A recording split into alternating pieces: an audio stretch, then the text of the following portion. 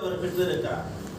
அவருடைய புகழுக்கு காரணம் அரசியலா அல்லது இலக்கியமா என்று நாம் இன்று பேசுவதற்காக பட்டிமன்றம் பேசுவதற்காக வந்திருக்கிறோம். ஒரு செய்தியை இரண்டு அரசியலில் அவருடைய நுட்பத்தையும் அதே போன்று அவருடைய இலக்கிய திறனை சொல்லுவதற்காகவும் ஒரு சில செய்திகளை மட்டும் சொல்லி பட்டிமன்றம் பேசுவதற்காக அழைக்கலாம் என்று இருக்கிறேன். ஒரு முறை ஒரு சிறப்பான படம் எடுத்து முடித்தாயிற்று. அந்த படத்தினுடைய வசனங்களை கலைஞர் அவர்கள் தான் எழுதியிருக்கிறார். ராமமூர்த்தி ஐயா அவர்கள் அந்த படத்திற்கு இசையமைக்கிறார்.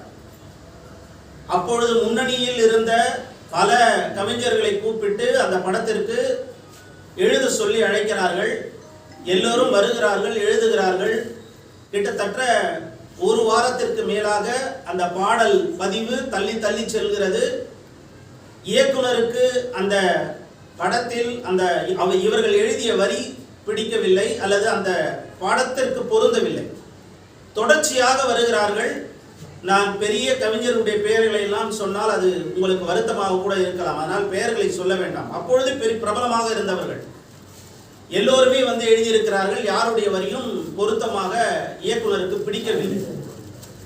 அப்படி இருக்கும் பட்சத்தில் இயக்குனர் என்ன செய்கிறார்? வசனம் எழுதி கொண்டிருக்கின்ற கலைஞருக்கு அவர் எழுதி கொடுத்து விட்டு, எல்லா படத்துக்கும் மொத்தமாக எழுதி கொடுத்து விட்டு அவர் போயிட்டார். அவர் வேற எங்கேயே இருக்கார். இவர் ஃபோன் பண்றார் இயக்குனருக்கு, அண்ணா இந்த மாதிரி பாடல் பதிவு தள்ளி தள்ளி போயிட்டே இருக்குண்ணே, இசையமைச்சு இது ராமமூர்த்தி அண்ணா போட்டாங்க, இசை போட்டாங்க, மெட்டு போட்டாங்க, ஆனால் பாடல் வரிகள் எதுவும் செட் ஆகலைண்ணே, இது முக்கியமான பாடல் அப்படின்னு கலைஞருக்கு சொல்றாங்க.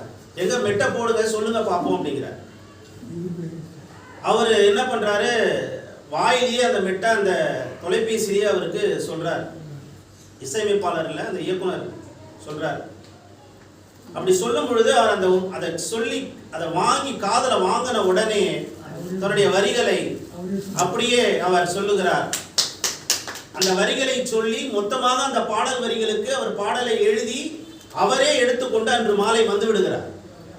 அப்படிப்பட்ட ஒரு சிறப்பான ஒரு பாடல் தான் இன்றும் எல்லோர் மனதிலும் உருக்கமாக கண்ணீரை வரவழைக்கக்கூடிய ஒரு மிக சிறந்த பாடலாக இன்றும் தமிழ் திரையுலகில் நீங்கா இடம்பெற்றிருக்கின்ற பாடல் தான் மறக்க முடியுமா என்ற படத்தில் வருகின்ற காகித ஓடம் கடலலை மீது போவது போலே மூவரும் போவோம் என்கின்ற அற்புதமான பாடலை அவர்